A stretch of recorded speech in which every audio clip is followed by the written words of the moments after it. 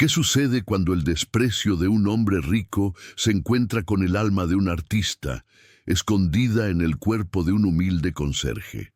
Nuestro viaje nos lleva a las calles coloridas y empedradas de San Miguel de Allende, en México, un lugar donde el arte late en cada rincón. Y es aquí donde conocemos a Mateo Vargas. Para el mundo, Mateo era un hombre de 60 años, casi invisible.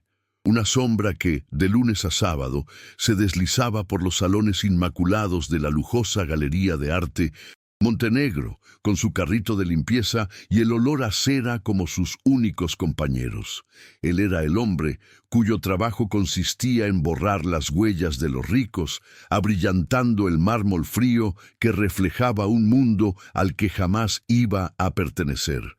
Pero cuando la noche caía y él regresaba a su humilde casita de adobe, sus manos, gruesas y encallecidas por el trabajo, se transformaban. Se convertían en las manos de un creador, de un poeta del barro, moldeando con una ternura infinita la arcilla que, para él, guardaba la memoria de sus ancestros y la fuerza de su tierra.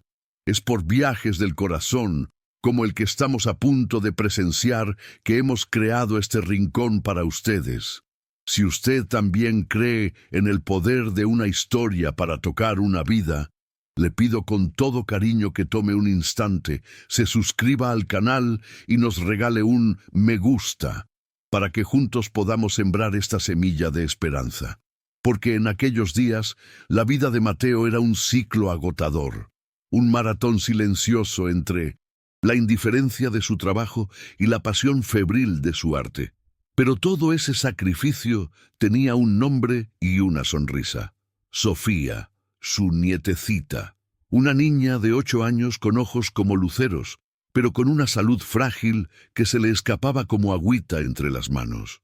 El amor por ella era el combustible que lo mantenía en pie, la razón por la que pasaba las madrugadas en vela, dándole forma a su obra maestra, una estatua que él bautizó como la fuerza de la tierra. Él no buscaba fama ni reconocimiento, buscaba un milagro.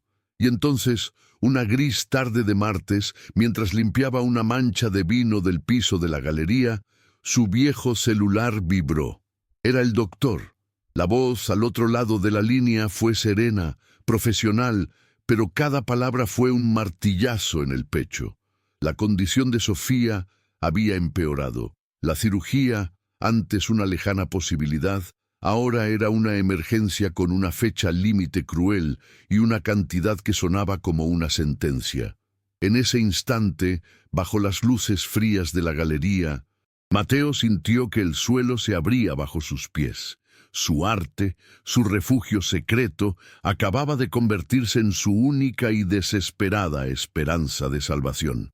El sol de la mañana siguiente no trajo calor para Mateo, sino una luz pálida que parecía teñir el mundo del color de su propia desesperación. No había dormido. Cada vez que cerraba los ojos, veía el rostro preocupado de Sofía y escuchaba el eco de la voz del doctor. El dinero. Esa palabra, tan vulgar y tan terrenal, se había convertido en un monstruo que amenazaba con devorar lo más preciado de su vida. Con un nudo de angustia y vergüenza en la boca del estómago, tomó una decisión que iba en contra de cada fibra de su ser, un acto que sentía como una traición a su propio orgullo. Le pediría un adelanto a su patrón, se vistió con su ropa de trabajo, limpia pero gastada, y caminó hacia la galería sintiendo que cada paso pesaba una tonelada.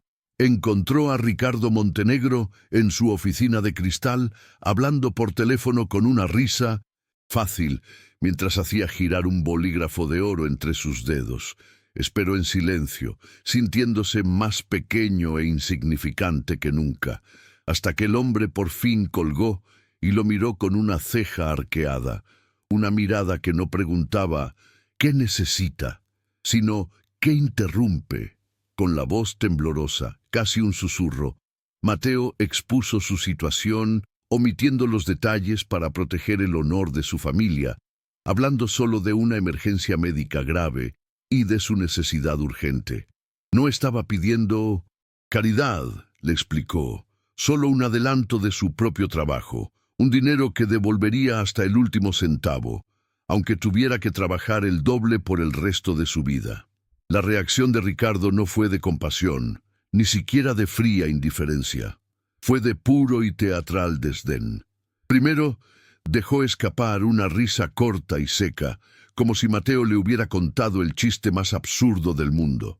Luego, se recargó en su lujoso sillón de piel y lo miró de arriba abajo, asegurándose de que otros dos empleados que pasaban por el pasillo pudieran escuchar su respuesta. «Mateo, Mateo», dijo, arrastrando su nombre con burla. «¿Usted de verdad cree que esto es un banco de caridad para sus problemitas personales? La gente como usted nunca entiende, ¿verdad? Viven al día, no planifican, y luego esperan que los demás resolvamos sus emergencias». Cada palabra era una bofetada. Ricardo se levantó y caminó hacia él, bajando la voz a un susurro cruel. «Su lugar está ahí fuera, con el trapeador. Ocúpese de eso y deje de soñar con cosas que no puede permitirse». La humillación fue total. Un manto de fuego que le quemó el rostro a Mateo. Sintió las miradas de los otros cargadas de lástima. Pero en lo más profundo de esa hoguera de vergüenza, algo más duro que el acero se estaba forjando. Asintió lentamente, sin decir una palabra, y dio media vuelta. Mientras caminaba de regreso a la bodega, la imagen de su estatua vino a su mente. Ya no iba a rogar, ya no se iba a humillar ante hombres, como Ricardo. Terminaría su obra, la llevaría al mercado de artesanos el fin de semana y la vendería. La vendería no solo por Sofía, sino por él, por su dignidad. Esa estatua ya no era una súplica, ahora era su voz, su grito, su única arma en una guerra que acababa de ser declarada. Las semanas que siguieron se convirtieron en una sola y larga jornada, borrando la frontera entre el día y la noche. Mateo vivía en un estado de agotamiento febril, una lucha constante contra el reloj y contra su propio cuerpo. Durante el día, sus manos obedecían a la rutina de la limpieza, pero su mente estaba lejos, calculando el tiempo de secado de la arcilla, visualizando la curva de un hombro o la expresión de una arruga en su escultura. Por la noche, en su pequeña casa, el verdadero trabajo comenzaba. Arrancaba horas al sueño, luchando contra el temblor de sus músculos para dar vida a la fuerza de la tierra. En su comunidad, algunos artesanos lo veían pasar como un fantasma de barro y cansancio. Lo saludaban con una mezcla de admiración por su terquedad y lástima por lo que consideraban una locura. Fue en una de esas tardes cuando se dio cuenta de que le faltaba la arcilla especial para los detalles finos, que sus pasos lo llevaron a la tienda de la señora Isabel, una mujer mayor, de rebozo y manos agrietadas por el mismo barro que le daba vida a Mateo. Él entró con la mirada baja y le explicó lo que necesitaba, sabiendo que no tenía cómo pagarle en ese momento. La señora Isabel lo escuchó en silencio, sus ojos oscuros y sabios leyendo la desesperación y el inmenso talento que habitaban en aquel hombre. Simplemente asintió, fue a la trastienda y le entregó el mejor barro que tenía. «Me lo pagas cuando puedas, Mateo», le dijo. No hicieron falta más palabras. Sus miradas se encontraron y en ese silencio ella le dijo que creía en él. Esa pequeña brasa de fe fue como un soplo de aire fresco en medio de la asfixia. Pero mientras la fe de algunos lo sostenía, la maldad de uno buscaba hundirlo. La presión aumentó de forma brutal cuando la llamada de su hija Elena cayó como una piedra en un pozo tranquilo. La voz de Elena estaba quebrada por el pánico. Sofía había pasado una noche terrible, con fiebre muy alta, y los médicos insistían en que el tiempo se estaba agotando. Esa noticia fue un latigazo para Mateo, y como si el destino quisiera poner a prueba los límites de su resistencia, Ricardo Montenegro, con su olfato para la debilidad ajena, notó el cambio en Mateo. Vio sus ojeras más profundas, el olor a tierra húmeda que a veces se adhería a su ropa, y comenzó su juego perverso. No lo confrontaba directamente. Su crueldad era más sutil, como un veneno administrado en pequeñas dosis. Un día, accidentalmente, derramó una cubeta de agua sucia cerca del rincón de la bodega donde Mateo guardaba unas pequeñas piezas de prueba. Otro día, mientras pasaba a su lado, comentó en voz alta a otro coleccionista lo mucho que detestaba ese olor a pueblo que a veces impregnaba su impecable galería, y cada vez con más frecuencia, justo cuando el turno de Mateo estaba por terminar, Ricardo le inventaba una tarea urgente e innecesaria, obligándolo a quedarse 1 o 2 horas más, robándole el tiempo sagrado que dedicaba a su obra. Mateo soportaba cada humillación en silencio, pero Ricardo no entendía algo fundamental. Cada gota de su maldad era absorbida por la arcilla y se transformaba, no en desesperanza, sino en una pincelada más de verdad y resiliencia en el rostro de su escultura. Mientras tanto, en otra parte de la ciudad, Elena, la hija de Mateo, libraba su propia batalla, una guerra silenciosa entre la esperanza y la razón. Con el corazón dividido entre el amor inmenso por su padre y el peso aplastante de la realidad, pasaba las noches, después de sus 2 empleos, frente a la pantalla de una vieja computadora. Al principio, su investigación sobre la venta de arte popular en línea nació de una necesidad protectora. Buscaba, casi con desesperación, pruebas para demostrarle a su padre que su sueño era una hermosa pero inútil fantasía. Quería salvarlo del golpe que, estaba segura, vendría, y encontró lo que buscaba: foros llenos de historias de artesanos explotados, artículos sobre un mercado saturado, donde las piezas se malvendían por unos cuantos pesos. Cada historia era una punzada de dolor que confirmaba sus peores miedos. Pero entonces, en medio de ese mar de desaliento, encontraba una pequeña isla, un destello de luz casi cegador. El blog de un coleccionista hablando sobre un tejedor de Oaxaca descubierto por casualidad. El video viral de un tallador de madera cuyo talento lo sacó de la pobreza. Cada historia de éxito era un veneno dulce que se infiltraba en su pragmatismo, encendiendo una minúscula y peligrosa llama de esperanza en su interior.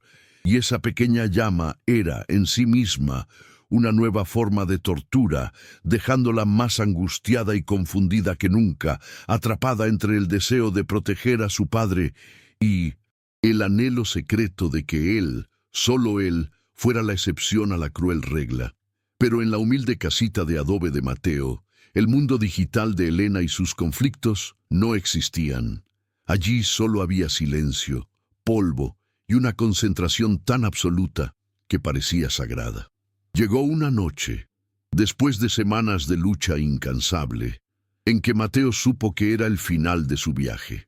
El mundo exterior se desvaneció por completo. Ya no sentía el dolor en su espalda, ni el ardor en sus ojos cansados.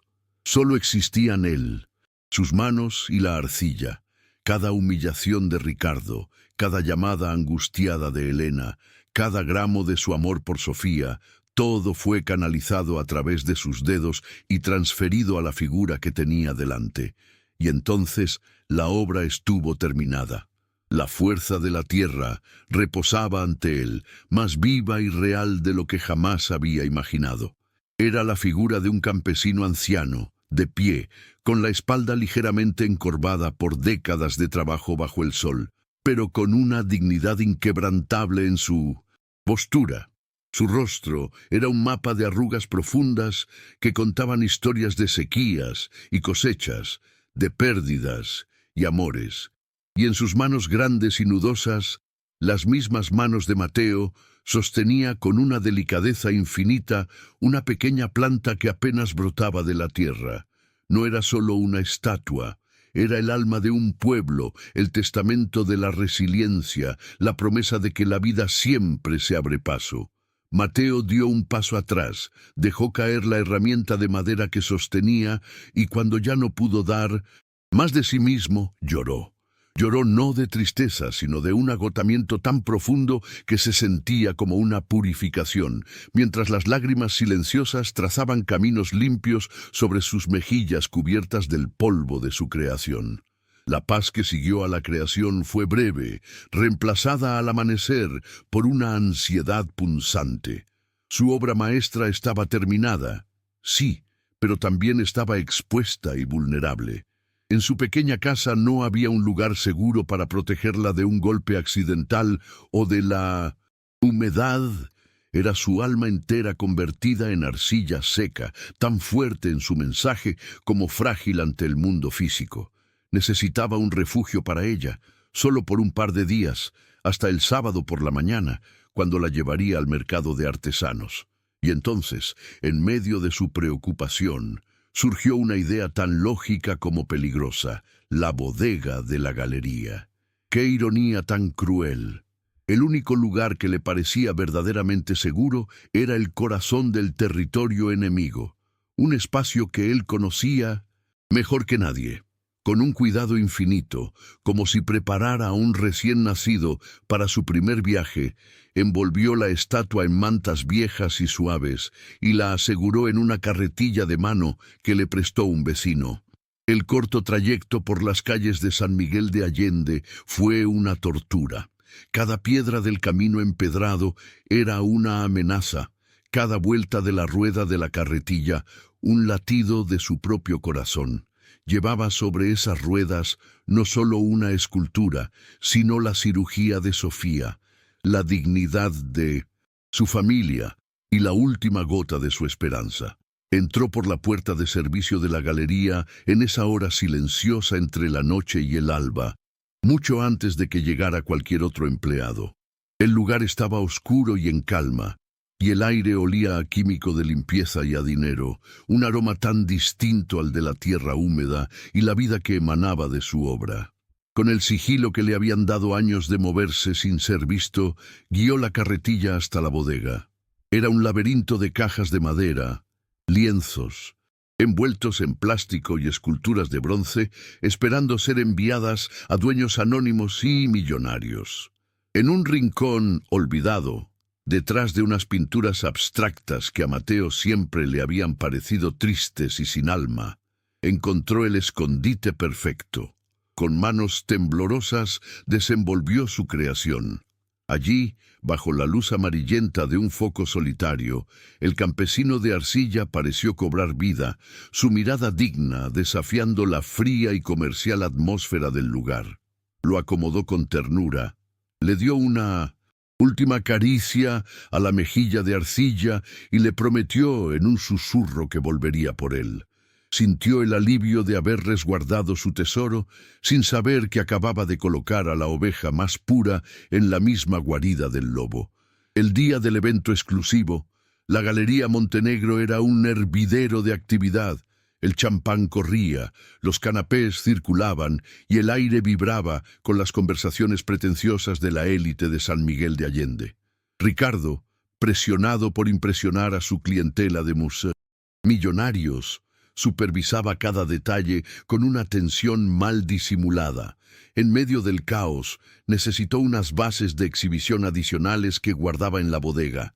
Entró dando órdenes, irritado, y al empujar unos lienzos para abrirse paso, se topó de frente con ella. La estatua de Mateo.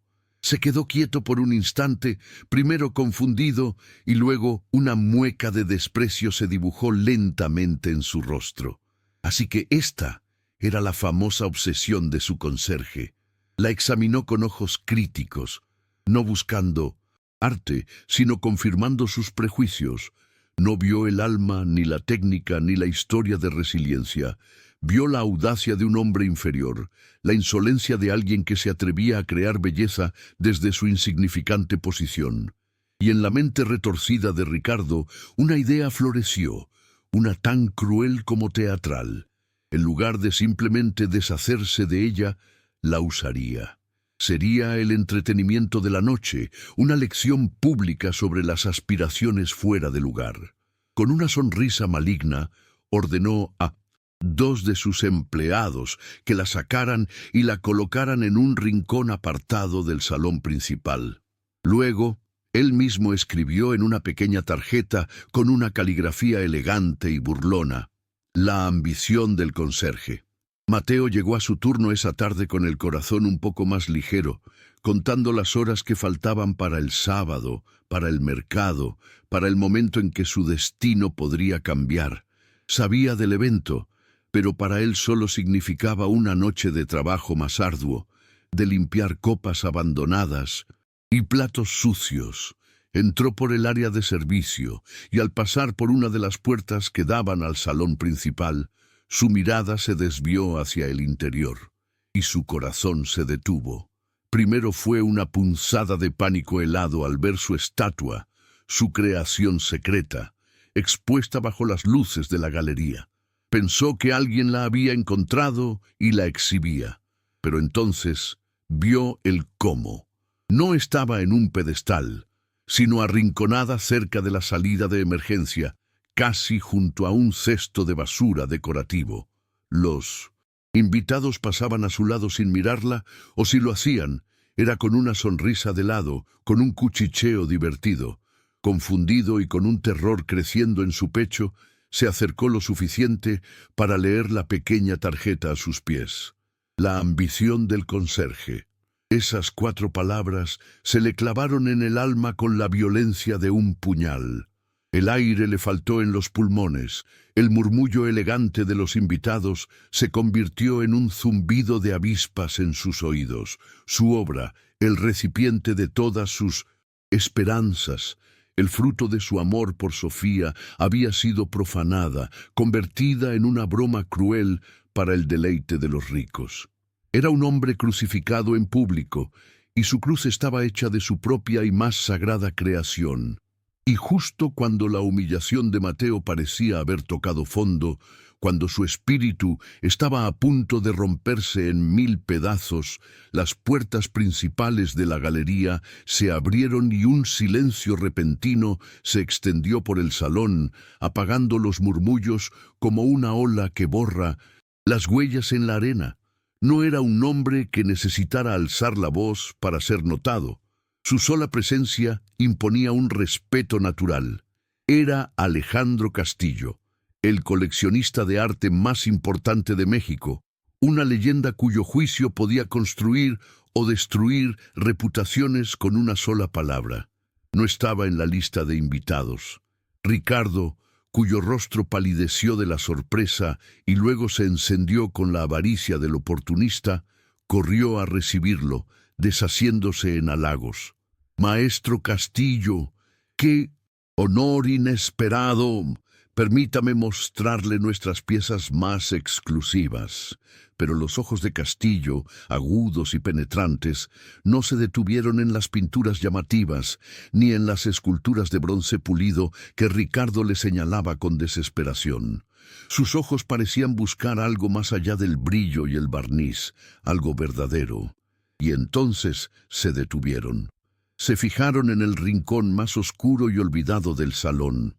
Como guiado por un hilo invisible, Alejandro Castillo comenzó a caminar, ignorando por completo a un Ricardo desconcertado. El mar de invitados se abrió a su paso, todos siguiendo con la mirada su inexplicable trayectoria hacia la broma de la noche. El silencio se hizo denso, casi se podía tocar, mientras el legendario coleccionista cruzaba el salón. Ricardo lo seguía a un par de pasos, balbuceando sobre otras obras, tratando inútilmente de desviar su atención, pero el señor Castillo parecía no oírlo.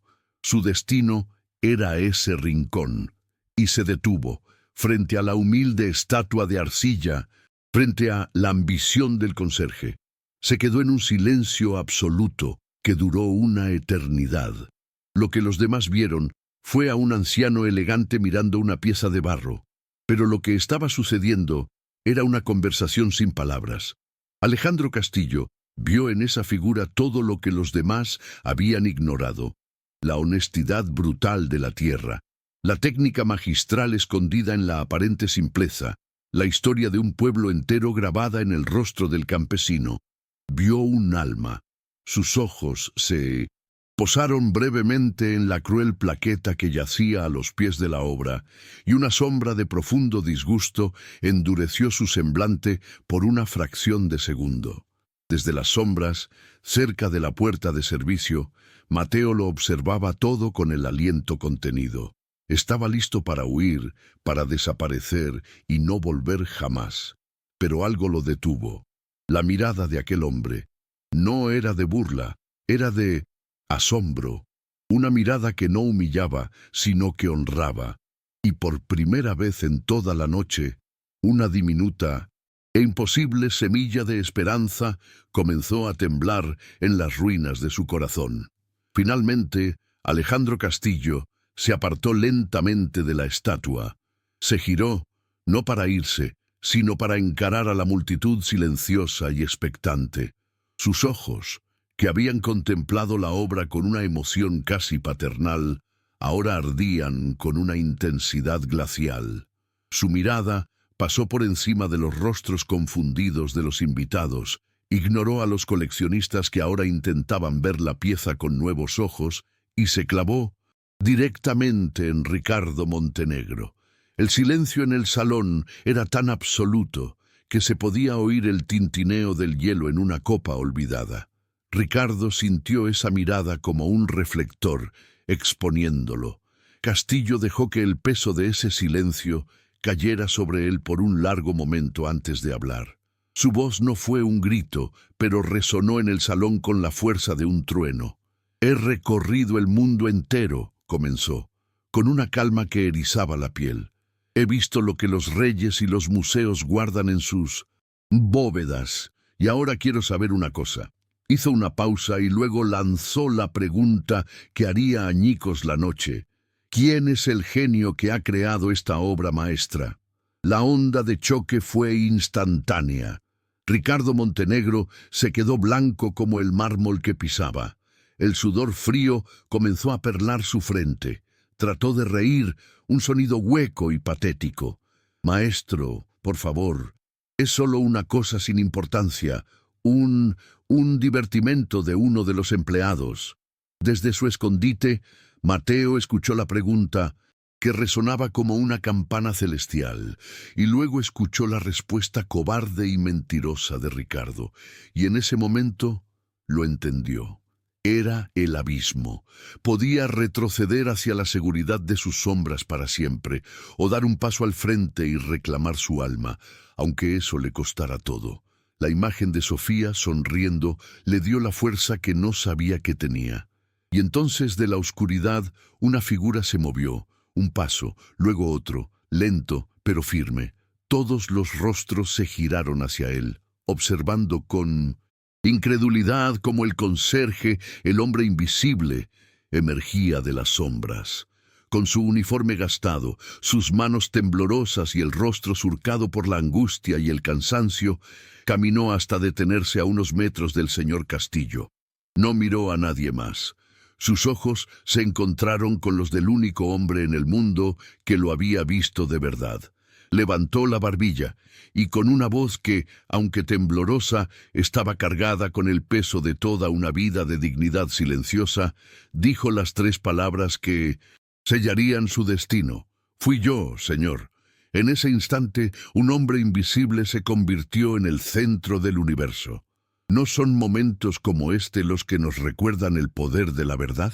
Si esta historia está conmoviendo su corazón, ayúdenos a que se escuche más lejos, suscribiéndose y regalándonos un me gusta, porque lo que sucedió después cambió todo para siempre. El silencio que siguió a la confesión de Mateo fue roto no por un aplauso, sino por el sonido áspero y desagradable de la risa de Ricardo Montenegro. Una risa forzada, llena de pánico. «Esto es un circo», exclamó, tratando de recuperar el control de la situación y de su audiencia.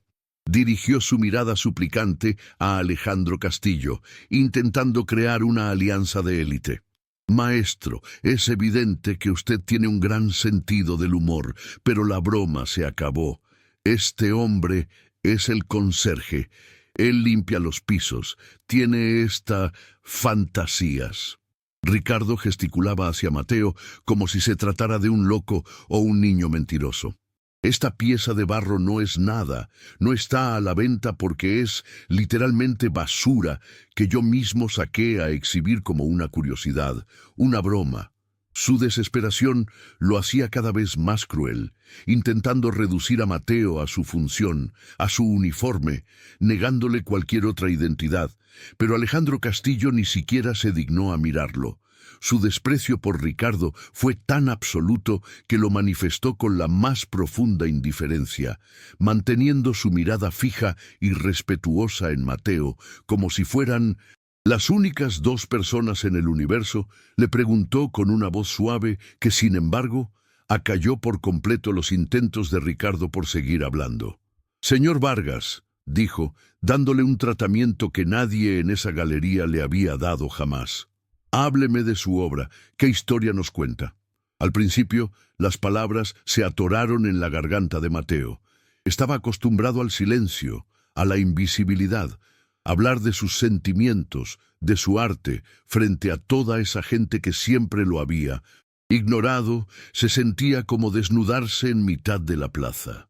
Pero al ver la mirada honesta y paciente del señor Castillo, una mirada que no juzgaba sino que invitaba, un dique se rompió en su interior. Miró su estatua, su creación, y comenzó a hablar. No usó palabras rebuscadas de crítico de arte. Habló con la sencillez de la tierra. Habló de su abuelo, que le enseñó a amar el campo. Describió la dignidad de la gente que trabaja de sol a sol, la resiliencia de un pueblo que se niega a ser vencido por las sequías o la pobreza. Explicó que el rostro del campesino era el rostro de todos ellos y que sus manos, grandes y fuertes, protegían lo más valioso. «Y la pequeña planta», dijo Mateo, con la voz quebrada por la emoción, «esa pequeña planta que apenas nace, es la promesa de que la vida sigue, es la esperanza, es mi nieta, Sofía». El murmullo de la galería se había extinguido por completo. Ya nadie veía a un conserje. Veían a un hombre abriendo su corazón, contando la historia más profunda y universal de todas, la del amor y la lucha. Alejandro Castillo asentía lentamente, con una emoción visible en sus ojos. Había venido buscando arte, y en el rincón más inesperado acababa de encontrar su alma. Y el destino, en sus hilos misteriosos, había traído a un testigo más a esa sala. Preocupada porque su padre no contestaba el teléfono y la hora se hacía tardía, Elena había llegado a la galería, esperando encontrarlo en alguna bodega, agotado, limpiando los desastres de la fiesta. Entró sigilosamente por la puerta de servicio justo en el momento en que su padre, de pie frente a toda esa gente, comenzaba a hablar. Se quedó paralizada en el umbral, oculta en la penumbra, y al escucharlo, al oír la historia del abuelo, de la tierra, de la esperanza, al oír el nombre de Sofía conectado a esa pieza de arcilla que ella había visto como una distracción, Elena comprendió todo, el sacrificio, las noches en vela, la obsesión. No era una huida de la realidad, como ella había temido. Era la forma más valiente y pura de enfrentarla. Sintió cómo su escepticismo, esa coraza que se había construido para protegerse del dolor, se hacía pedazos, y en su lugar surgió una ola de orgullo tan inmensa que la dejó sin aliento, seguida de un remordimiento agudo y doloroso por su falta de fe. Las lágrimas que surcaban su rostro no eran de tristeza, sino de una revelación. En ese instante, no vio a su humilde padre, el conserje. Vio a un gigante, a un artista, a un héroe que había luchado con las únicas armas que tenía, la tierra, sus manos y un amor infinito. Las palabras de Mateo, cargadas de una verdad tan desnuda, habían provocado un cambio palpable en el ambiente del salón. Las sonrisas burlonas de los otros coleccionistas se habían desvanecido, reemplazadas primero por la incomodidad y luego por un genuino interés. Ahora miraban la estatua no como un objeto de mofa, sino como una revelación, tratando de encontrar en la arcilla la profunda historia que acababan de escuchar. Ricardo sintió cómo el control se le escapaba de las manos. Su público, su corte de aduladores, ahora lo miraba a él con una nueva luz, una de juicio y desaprobación. Y fue en ese momento de tensión suspendida que una nueva figura apareció en la entrada. No vestía de marca ni llevaba joyas. Era una mujer mayor, con su rebozo puesto y la dignidad de su pueblo en la mirada. Era la señora Isabel, la dueña de la tienda de cerámica. Alguien le había avisado. Avanzó con pasos lentos pero firmes hasta quedar cerca del grupo. No le hizo falta alzar la voz. Con una calma que desarmaba, miró a Alejandro Castillo y luego a Ricardo. «Este hombre no tiene fantasías, señor Montenegro», dijo, y su voz sencilla acalló cualquier otro murmullo. «Este hombre tiene un don. Yo misma se lo he visto en las manos. Le he fiado la arcilla por meses, porque un don así no se le puede negar a la tierra. Pertenece al mundo». Sus palabras, un testimonio de fe simple y honesto, fueron el golpe de gracia. La validación ya no venía solo del experto mundial, sino también de las raíces, de la comunidad que Ricardo siempre había despreciado. Acorralado y humillado frente a su propia clientela, viendo cómo su autoridad se disolvía en el aire, la máscara de hombre de mundo de Ricardo se resquebrajó por completo, revelando el rostro mezquino y rabioso que había debajo. Ya no le importaba el arte, ni la reputación, solo el poder. «¡Silencio!», gritó, y su voz chillona hizo que todos se sobresaltaran. «Esta discusión se acabó». Caminó y se interpuso entre Mateo y la estatua, como un perro guardián protegiendo un hueso. «La estatua es mía, es propiedad de la Galería Montenegro». Hubo un murmullo de incredulidad en la sala. «Este hombre», dijo señalando a Mateo con un dedo tembloroso de ira, «es mi empleado. La trajo aquí, a mi propiedad, y usó materiales que, seguramente, también salieron de aquí. Por ley, me pertenece». Era una mentira desesperada y torpe. Un último intento de cambiar el campo de batalla de la calidad artística a la propiedad legal. Se envalentonó al ver el rostro confundido y asustado de Mateo. «¡Seguridad!», gritó, con la voz rota por la furia. «Saquen a este ladrón de mi galería ahora mismo y aseguren mi propiedad». Por un instante terrible, pareció que la injusticia, vestida con el traje del poder y la ley, iba a ganar la partida. Pero Alejandro Castillo permaneció inmóvil, observando el patético derrumbe de Ricardo con una calma glacial. No malgastó saliva discutiendo. En su lugar, con un gesto lento y deliberado, metió la mano en el bolsillo interior de su saco y sacó su teléfono. Cada par de ojos en la sala siguió ese simple movimiento. Marcó un número y se llevó el teléfono a la oreja. «Enrique, buenas noches. Soy Alejandro», dijo, su voz tranquila cortando la tensión. «Te interrumpo un momento. Estoy en San Miguel de Allende, en una galería. Ha surgido una situación legal, fascinante. Involucra una obra maestra del arte popular mexicano y una disputa de propiedad bastante primitiva. Creo que tu opinión como el mejor abogado de patrimonio cultural del país sería invaluable. Y quizás también la del director del Instituto Nacional de Bellas Artes, que sé que cena contigo los martes». Colgó. La amenaza, sutil pero demoledora, quedó suspendida en el aire. Luego, guardó el teléfono y miró a Ricardo, cuyos ojos estaban desorbitados por el pánico. «Para evitarle más vergüenzas», dijo Castillo, «y para resolver esto aquí y ahora, haré una oferta pública. Ofrezco $250,000, No por nada en esta sala. Mi oferta es exclusivamente para el artista, el señor Mateo Vargas, por su obra La fuerza de la tierra. Ricardo se quedó sin aire. Castillo no le había ofrecido una salida. Le había construido una jaula de oro y se la había cerrado en la cara delante de todo el mundo. El rostro de Ricardo Montenegro pasó por una gama de colores espantosa, del rojo de la furia al blanco y pálido de la rendición. Estaba atrapado. La amenaza legal de Castillo pendía sobre su cabeza y la oferta astronómica resonaba en los oídos de todos sus clientes. Cada segundo de silencio era una vuelta más del tornillo que apretaba su garganta.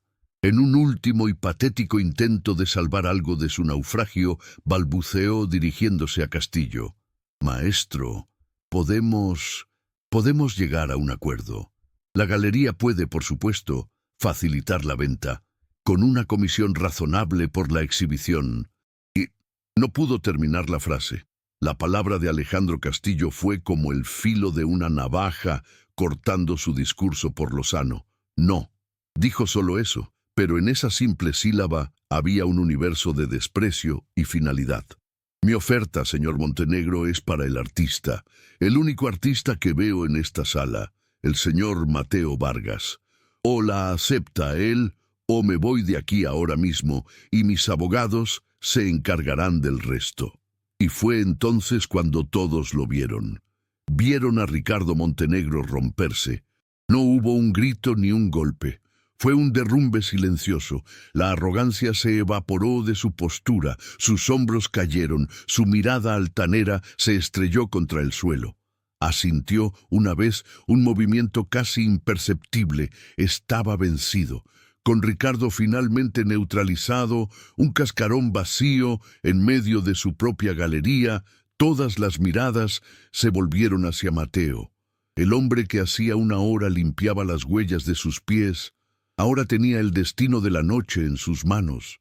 Alejandro Castillo lo miró con una sonrisa amable, una pregunta silenciosa en sus ojos.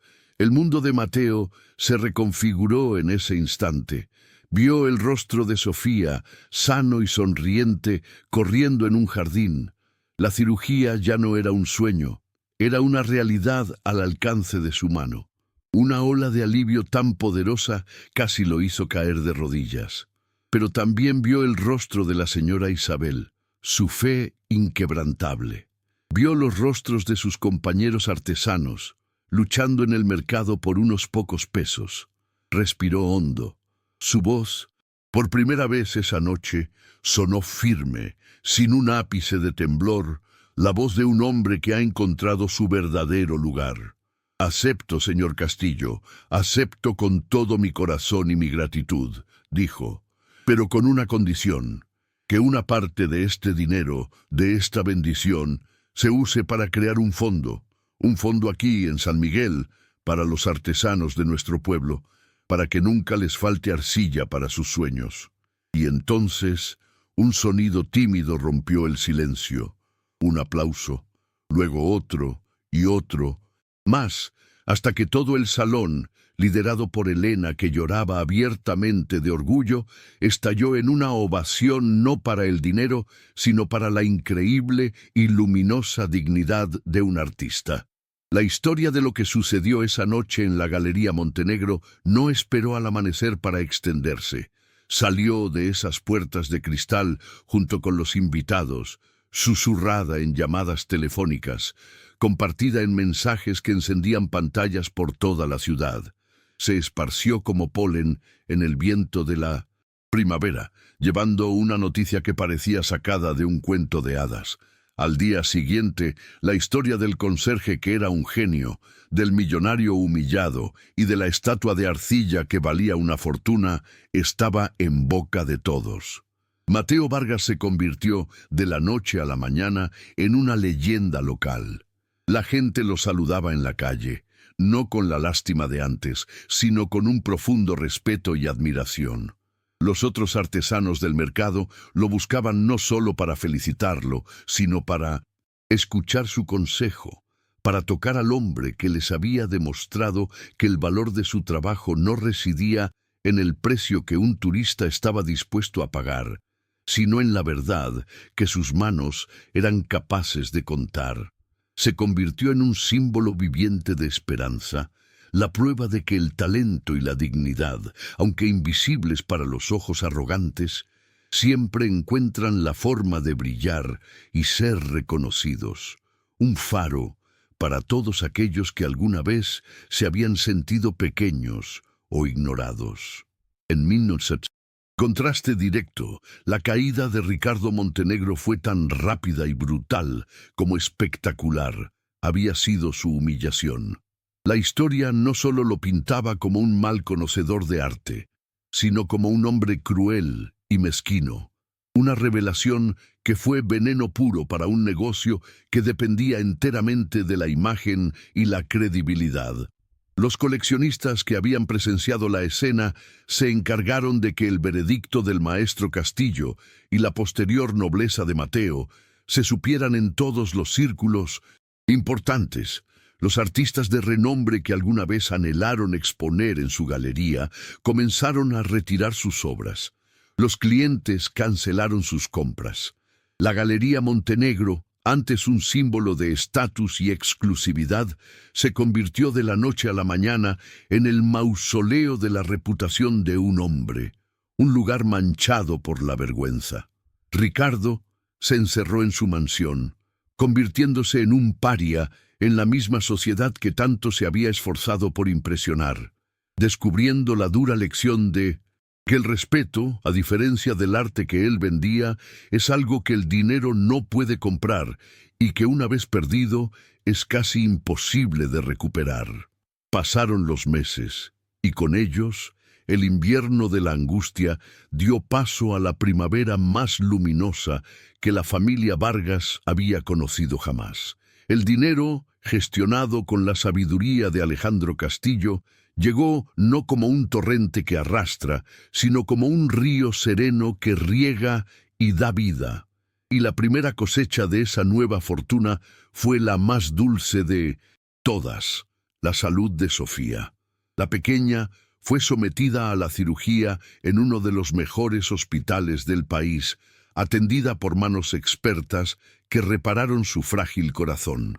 Mateo y Elena pasaron cada segundo de la espera en una sala, tomados de la mano, rezando en silencio, cuando el cirujano finalmente salió y les dijo las palabras que tanto habían anhelado escuchar.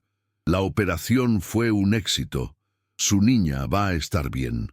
Mateo sintió que el peso de años de miedo y preocupación se levantaba de sus hombros para siempre. Ver a Sofía despertar y semanas después verla correr por el patio sin cansarse, con las mejillas sonrosadas por el esfuerzo y no por la fiebre, fue el verdadero pago por su obra.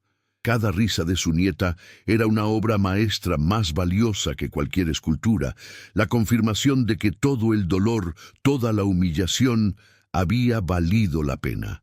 Con la salud de Sofía asegurada y el futuro de su familia a salvo, Mateo se permitió, por primera vez en su vida, construir un sueño para sí mismo. Con una parte del dinero y la ayuda de sus amigos de la comunidad de artesanos, transformó su vieja y humilde casita de adobe. Donde antes había un pequeño cuarto oscuro en el que apenas cabía él y su torno, ahora se erigía un taller espacioso y lleno de luz.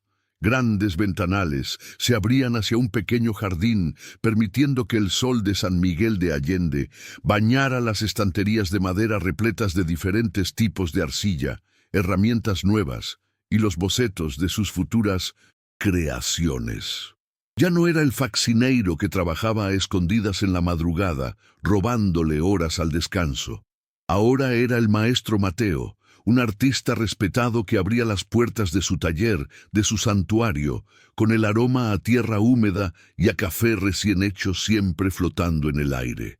Ya no creaba desde la desesperación, sino desde la alegría y la gratitud.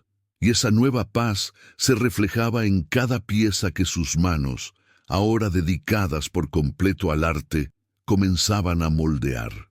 Pero el taller de Mateo se convirtió en mucho más que un espacio de creación personal. Se transformó en el corazón palpitante de la comunidad artística del pueblo. Fiel a la promesa que se hizo a sí mismo aquella noche, sus puertas nunca estaban cerradas.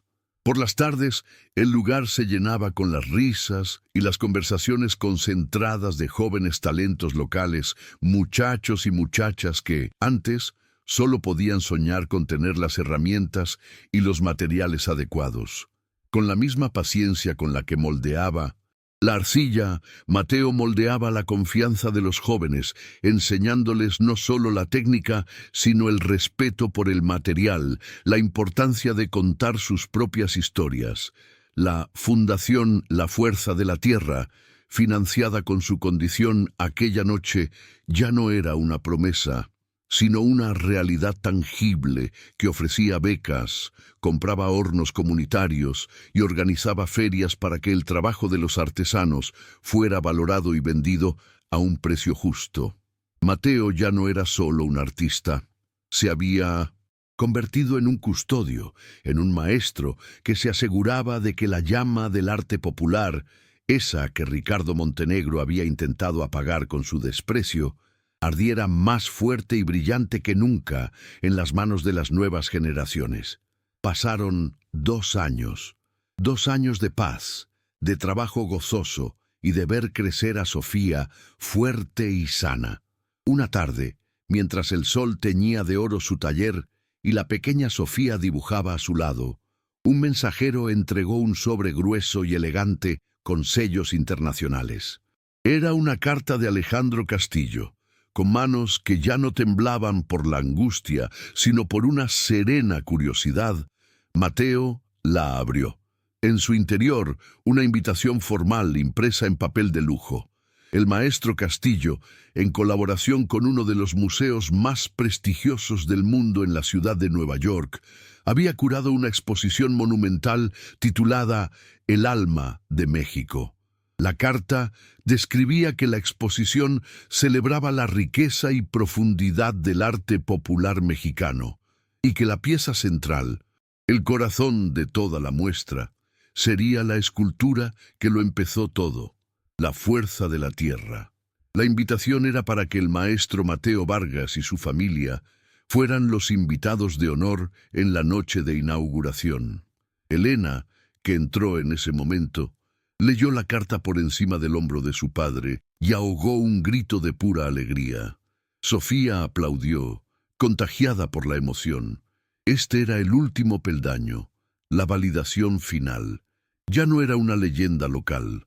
El mundo entero estaba a punto de conocer su historia. La noche de la inauguración en Nueva York fue como un sueño. La familia Vargas, vestida con una elegancia sencilla que irradiaba una dignidad que no se podía comprar, caminó por los vastos y silenciosos salones del museo. El murmullo reverente se escuchaba en docenas de idiomas. Mateo, con la pequeña mano de Sofía firmemente sujeta en la suya, no se sentía intimidado por el lujo, sino conmovido. Alejandro Castillo los recibió con un abrazo y los guió a la sala principal, y allí, en el centro exacto del enorme espacio, bajo una luz celestial que parecía emanar de la propia pieza, estaba la fuerza de la Tierra. Rodeada de obras de artistas mundialmente famosos, la estatua de Mateo no parecía una pieza humilde fuera de lugar.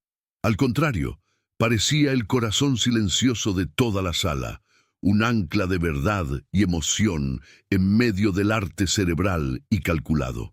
La gente la rodeaba en silencio, conmovida.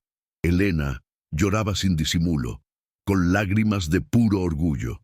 Sofía, sana y vibrante, miró la estatua, luego a su abuelo, y dijo con su vocecita clara: «Mira, mamá, es el abuelo sosteniendo una florecita». Y en ese instante, para Mateo, nada más importó. No los críticos, ni las cámaras, ni el valor monetario. Solo el amor de su familia y la paz absoluta de un círculo que finalmente se había cerrado. La historia de Mateo Vargas, el humilde conserje y talentoso escultor, Nos enseña que el verdadero valor no se mide por el puesto que ocupamos o por el dinero que tenemos, sino por la verdad que habita en nuestro corazón y la belleza que somos capaces de crear, incluso cuando nadie nos está mirando. Él nunca buscó la fama ni la fortuna, buscaba salvar a la persona que amaba, y al hacerlo con una honestidad tan pura, el universo entero se detuvo para escuchar la voz silenciosa de su arcilla.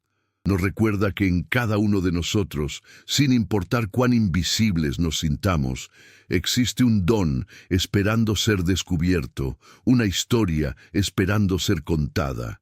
Gracias por habernos acompañado en este viaje del alma.